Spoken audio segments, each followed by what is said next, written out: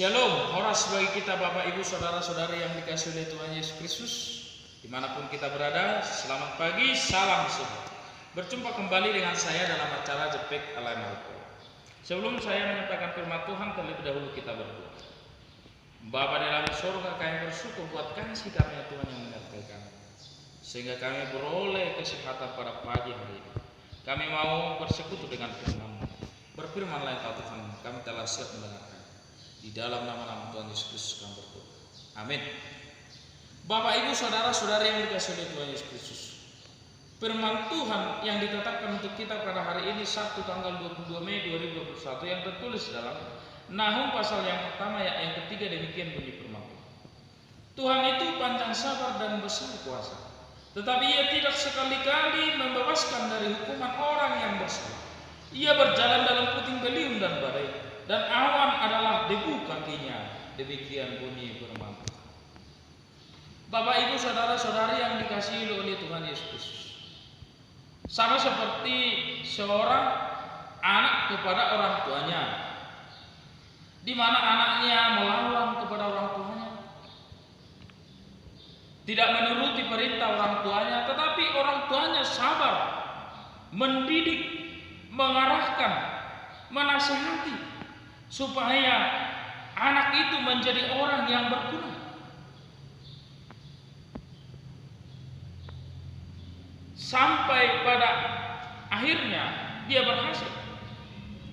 Mungkin anak itu mau melawan, menentang, dan orang tuanya mungkin pernah memukul, mengingatkan, memberikan hukuman mungkin kepada si anak. Apakah itu salah? Menurut saya itu tidak salah. Hukuman itu yang sewajarnya dilakukan kepada si anak adalah untuk mendidik dia supaya dia tidak melakukan kesalahan, supaya dia menjadi orang yang berguna. Kita katakan misalnya anaknya mabuk-mabukan, narkoba, sewajarnya ayahnya atau ibunya mengingatkan, bahkan sampai menghukum dan menasihatkan secara sabar pada. Demikian juga Bapak Ibu Saudara-saudari yang dikasihi oleh Tuhan Yesus Kristus, Tuhan kita yang panjang sabar itu mengingatkan kita manusia, dan itu yang mau dikatakan oleh firman Tuhan, di mana Tuhan itu murka kepada mereka, yaitu orang Niniwe yang telah berbuat jahat, melakukan perbuatan yang tidak sesuai dengan kehendak Tuhan. Maka Tuhan mengingatkan mereka dengan sabar, menginginkan perubahan, pertobatan. Dan kita harus ingat, Tuhan tidak sekali-kali membebaskan dari hukuman orang yang bersalah. Orang yang bersalah itu tetap dihukum oleh Tuhan melalui diingatkan. Atau bahkan seperti bangsa Israel yang jatuh ke dalam pembuangan Babel, sampai mereka berubah dan mereka dikembalikan ke tanah Kanaan. Demikian juga kita Bapak Ibu Saudara-saudari yang dikasihi oleh Tuhan Yesus Kristus. Tuhan sabar melihat perbuatan kita, tindakan kita. Tetapi kesabaran Tuhan itu bukan berarti secara pasif.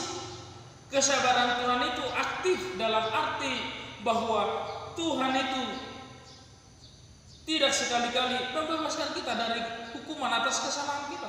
Jika kita berbuat yang tidak dikehendaki oleh Tuhan, ada efek daripada perbuatan kita, ada hukuman daripada perbuatan kita.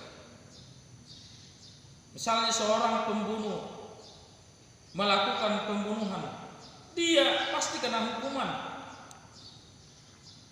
Misalnya dia dipenjarakan.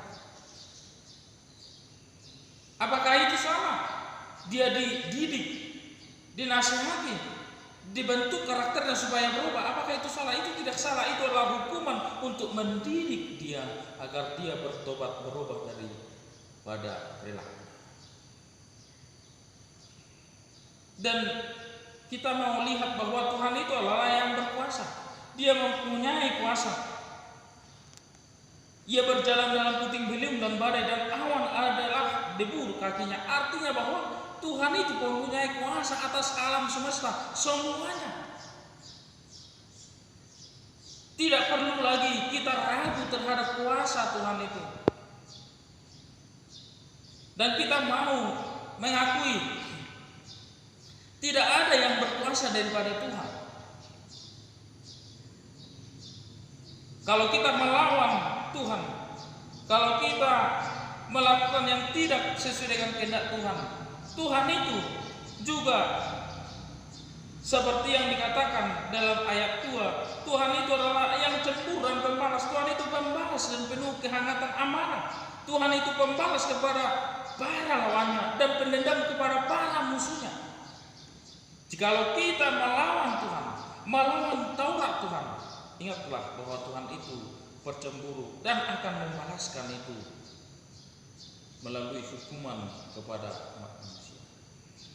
Untuk itu Bapak Ibu Saudara-saudara yang dikasihi oleh Tuhan Yesus Kristus, hidup kita di dalam dunia ini, berbagai macam perbuatan, perilaku, tingkah laku kita, tindakan kita diingatkan oleh firman Tuhan.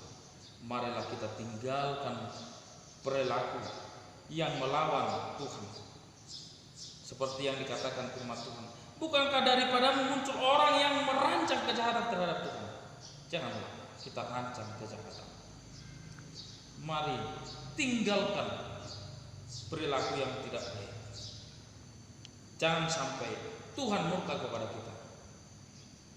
Lihatlah murka Tuhan dengan kedatangan air bah. Semua manusia mati selain daripada Nuh, istrinya, anaknya, dan menantunya, beserta binatang yang berkuasa. Semua manusia mati karena perbuatan dosa. Maka jangan sampai Tuhan itu murka kepada kita. Mari kita meninggalkan perbuatan yang tidak baik. Semakin mendekat kepada Tuhan, semakin melakukan perintah Tuhan di dalam hidup kita. Karena Tuhan yang berkuasa, Tuhan yang banyak sabar. Tapi kesabaran Tuhan bukan pasif, tapi aktif. Dia akan memberikan hukuman kepada orang yang bersalah. Maka mari melakukan kehendak Tuhan. Amin. Bapa dalam surga, kami bersyukur buat firman-Mu yang telah kami dengarkan, mengingatkan kami bahwa Tuhan memang panjang sabar dan Tuhan berkuasa di bumi, di surga. Tetapi kami mau diingatkan Tuhan tidak sekali-kali membebaskan hukuman terhadap orang yang bersalah. Maka itu mengingatkan kami agar kami tidak melakukan kesalahan kembali. Kami mau berubah dari perbuatan kami. Ampuni kami Tuhan atas kesalahan dosa-dosa kami. Kami mau datang kepada Tuhan di dalam nama Tuhan Yesus Kristus. Kami berdoa untuk syukur. Kiranya kehendak-Mu terjadi. Amin.